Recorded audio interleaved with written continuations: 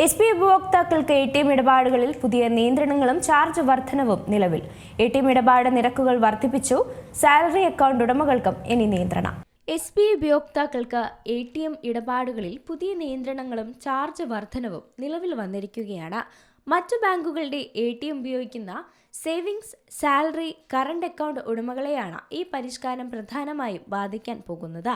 പുതിയ നിയമങ്ങൾ പ്രാബല്യത്തിൽ വന്നതോടുകൂടി ഓരോ ഇടപാടിനും നൽകേണ്ട തുകയിലും വർധനവ് വന്നിട്ടുണ്ട്.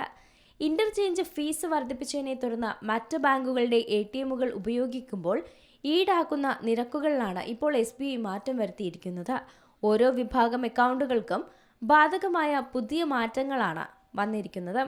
സേവിങ്സ് അക്കൗണ്ട് നോക്കിയാൽ സാധാരണ സേവിങ്സ് അക്കൗണ്ട് ഉടമകൾക്ക് മറ്റ് ബാങ്കുകളുടെ ATMകളിൽ പ്രതിമാസം 5 സൗജന്യ ഇടപാടുകൾ വരെ തുടരാം. എന്നാൽ ഈ പരിധി കഴിഞ്ഞാൽ ഓരോ ഇടപാടിനും 23 രൂപയും GSTയും നൽകേണ്ടതുണ്ട്. നേരത്തെ ഇത് 21 രൂപയും GSTയുമായിരുന്നു. അതിലാണ് ഇപ്പോൾ മാറ്റം വന്നത്. സാലറി അക്കൗണ്ട് നോക്കിയാൽ സാലറി അക്കൗണ്ട് ഉടമകൾക്ക് വലിയൊരു നിയന്ത്രണമാണ് പുതിയ പരിഷ്കരണത്തിലൂടെ വന്നിരിക്കുന്നത്.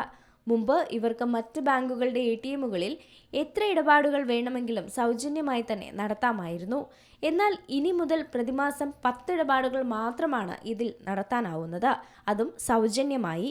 ഇതിനുശേഷമുള്ള ഓരോ ഇടപാടിനും 23 രൂപയും GSTയും നൽകേണ്ടതായിട്ടുണ്ട്.